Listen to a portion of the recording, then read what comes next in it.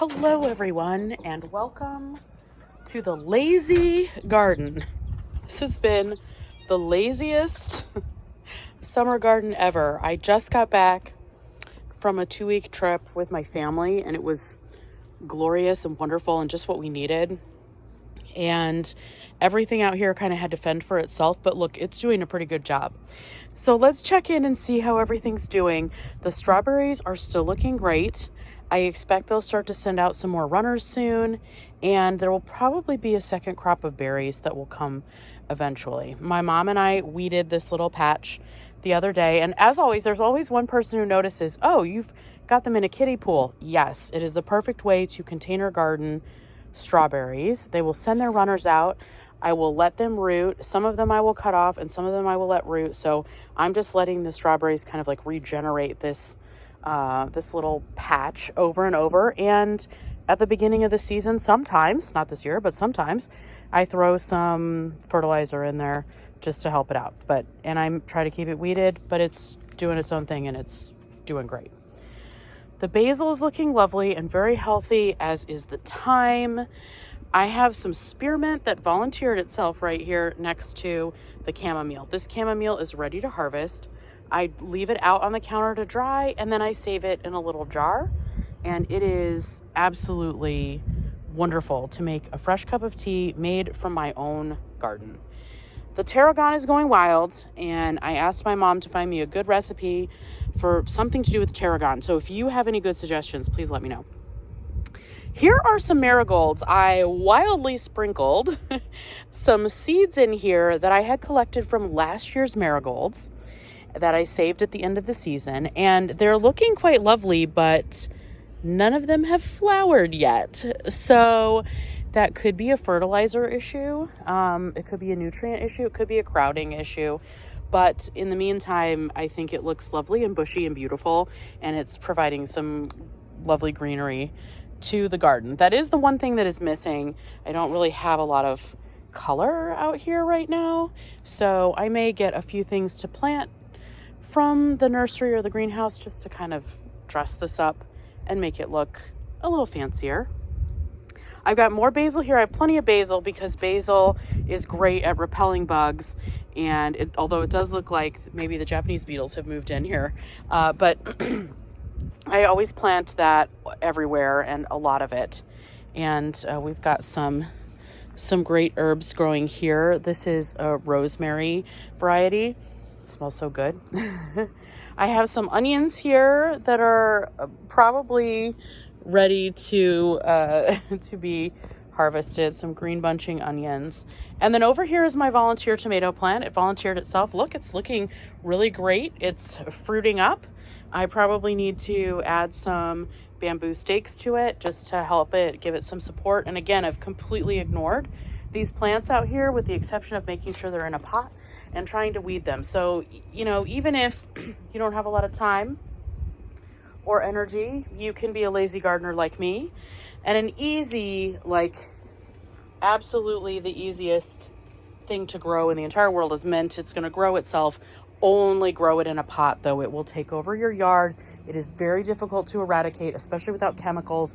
You don't want to be in that kind of situation. So we want to make sure that we're taking care of our taking care of our yard and our land.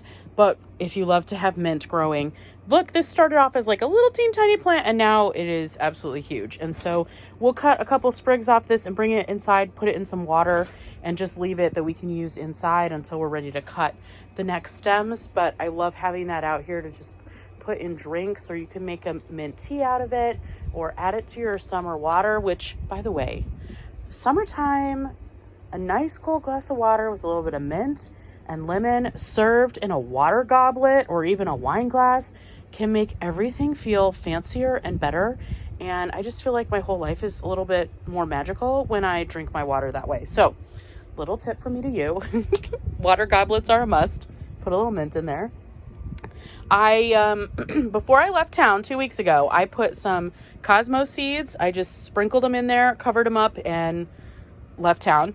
And the same with these zinnias. And look, they're growing beautifully, and eventually they'll give me some gorgeous flowers out here. So there will be some color. I've got one rosemary here I'm not sure what is happening here with this part. Oh my gosh, this is a little crazy here.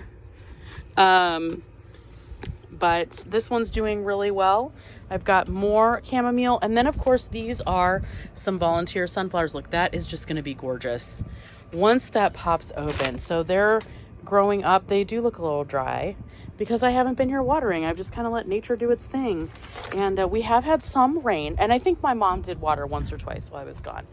And here's some chamomile drying out, which don't worry, chamomile will self-seed like crazy. So I'm sure I'll have more grow up there very quickly. The rest of the yard is basically a garden full of weeds. I did trim some of this down. I still need to clean up this is just a big mess over here. There's some chamomile in there, you can see it. But this all I'm gonna just clean up and probably combine the dirt into one pot, and then maybe I will wildly sprinkle some seeds and some flower seeds and see what happens. And that's been kind of my goal out here, is like just to see what happens, because you know, life for us right now is in a period of transition, and we've been traveling and trying to enjoy each other and our family. So this is my lazy garden, and you know what? It's working out beautifully. So you too can lazy garden. I want to show you one other thing, which is hilarious to me.